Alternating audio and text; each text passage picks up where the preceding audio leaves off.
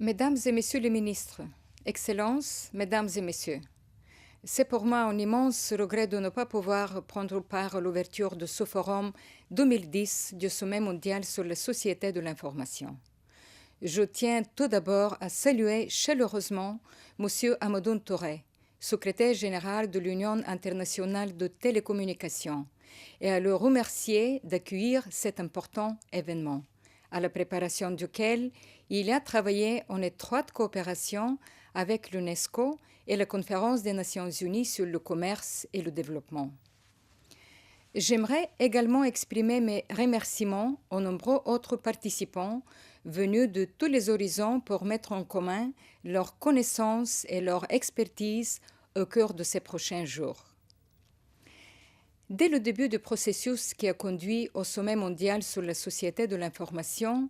l'UNESCO a mis l'accent sur la notion de société du savoir, fondée sur les 4 principes clés que sont la liberté d'expression, l'accès universel à l'information et au savoir,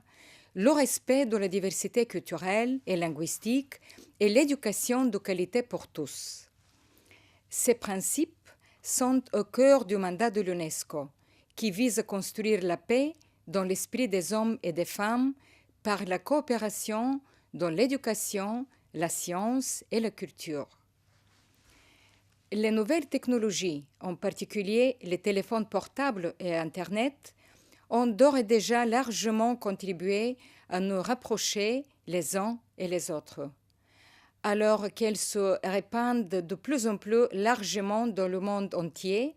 je suis convaincue qu'elles peuvent aider à la compréhension mutuelle et au dialogue interculturel que l'UNESCO s'emploie à favoriser tout au long de cette année internationale du rapprochement des cultures qui pilote notre organisation. Le présent forum se tient à un moment où le monde doit faire face à de multiples défis économiques, environnementaux et éthiques qui ont des répercussions sans précédent pour l'humanité et qui rendent la coopération et le partage de connaissances autant plus indispensables. Nous voyons aussi approcher à grands pas l'échéance de 2015, fixée pour la réalisation des agendas les plus importants du multilatéralisme, les objectifs de développement adoptés au niveau international, dont les objectifs du millénaire pour le développement, les objectifs de l'éducation pour tous et les objectifs du sommet mondial sur la société d'information.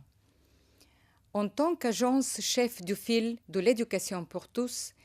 l'UNESCO souligne la contribution importante qui peuvent apporter les technologies de l'information et de la communication pour atteindre les objectifs de l'éducation pour tous, au cœur desquels réside la notion centrale de qualité. Les technologies de l'information et de la communication commencent à jouer un rôle important dans l'amélioration de la vie des plus pauvres de par le monde et il continuera d'en être ainsi.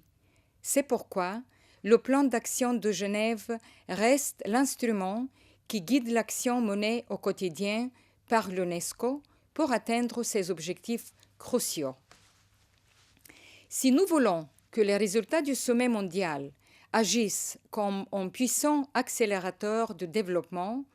nous devons faire en sorte que la réduction de la fracture technologique s'accompagne d'une réduction analogue de la fracture du savoir. Mesdames et messieurs, nous sommes à mi-parcours entre le sommet mondial et la date cible de 2015 fixée pour en atteindre les objectifs. Le moment est donc opportun pour dresser un premier bilan des résultats obtenus jusqu'ici et réfléchir à la poursuite de notre action. C'est à cela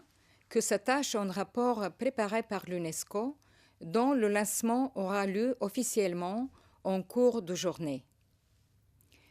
Le rythme des avancées technologiques et l'adoption rapide de nouvelles technologies moins coûteuses depuis le plan d'action de Genève de 2003 montrent combien il importe d'analyser les tendances actuelles et d'anticiper l'évolution éventuelle des fractures numériques et cognitives. Les applications à haut débit pourrait fort bien être l'une de ces tendances importantes pour l'avenir. Voilà pourquoi l'Union internationale des télécommunications et l'UNESCO ont décidé d'un commun accord de lancer une commission sur le haut débit qui examinera cette nouvelle technologie sous tous ses aspects, qu'il s'agisse de ses applications pratiques et de ses implications environnementales, ou encore de son incidence sur la diffusion des connaissances dans les pays développés et les pays en développement. Fermement attaché aux objectifs du sommet mondial, l'UNESCO est résolu à réduire les fractures du savoir en suscitant une volonté politique forte, en renforçant les capacités des institutions et des personnes et en prenant bien d'autres initiatives concrètes, telles que la création de la Bibliothèque numérique mondiale. En sa qualité de chef de file du groupe des Nations Unies sur la société de l'information pour l'année prochaine et dans une optique à plus long terme, l'UNESCO va œuvrer pour maintenir la dynamique parmi les parties prenantes, pour créer de nouveaux partenariats et tirer parti des progrès réalisés jusqu'ici. Je forme le vœu que ce forum nous rapproche de l'avènement de sociétés du savoir porteuses de nouvelles possibilités pour les peuples du monde entier. Et je vous souhaite une très bonne journée de travail.